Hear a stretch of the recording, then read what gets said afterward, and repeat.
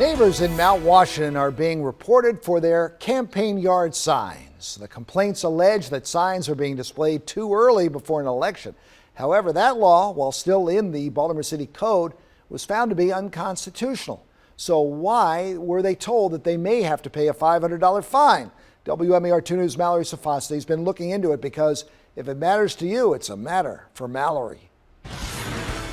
8 illegal sign complaints in 3 months, all in Mount Washington, and with something else in common. I was reported, my friends have been reported, and we all have the same sign. Seema Shaw Nelson's house also made the list. Her friend took a picture of the complaint when a housing inspector came to her door. In the description, it says $500 for displaying political signs 45 days before an election. I was scared that I would have to pay $500 for something that I didn't know was against the rules, and then confused about why this rule exists. After some digging, they found out it doesn't, and the law is unconstitutional. We don't enforce it based off of some litigation that occurred about 10 years ago in Baltimore County, and when that occurred, we removed the violation from our index of violations that inspectors can issue. And yet, Jason Hessler, Deputy Commissioner of Permits and Litigation for Baltimore City Housing and Development, said the law is still on the books. It is, yes. It just was something that had never been addressed by the council. He said the neighbors won't receive a citation, and the inspector was only there because it was entered into the system incorrectly. They fit it in under something that was close, but it's not in the 301 system, and I can't remember.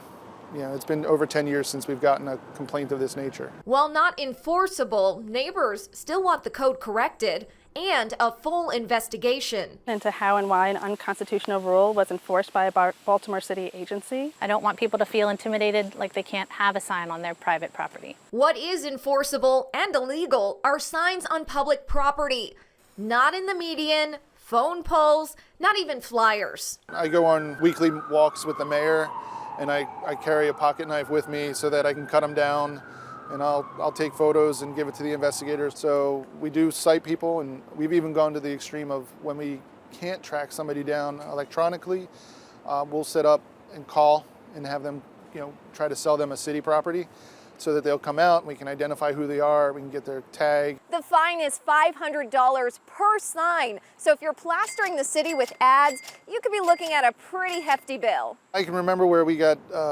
like $40,000 against one company that was going around, and they were kind of the captains of the We Buy houses. It adds to the litter and workload for city inspectors. Somebody coming from outside and posting these things all over the place, and they're usually yellow, corrugated plastic and with a marker. It just makes everything ugly. They're somewhat lenient on yard sale signs, community fundraisers, even campaign signs close to Election Day. But if you're a business cluttering the city's roadways, expect a call from code enforcement. And if you're complaining about campaign signs in someone's yard, the city isn't going to help you. In Baltimore, Mallory Safasti, WMAR 2 News. And the commissioner you heard from there, Jason Hessler, says he brought this matter up to attention of the city solicitor, and Mallory spoke with him yesterday and was told he's looking into removing the provision from the city code.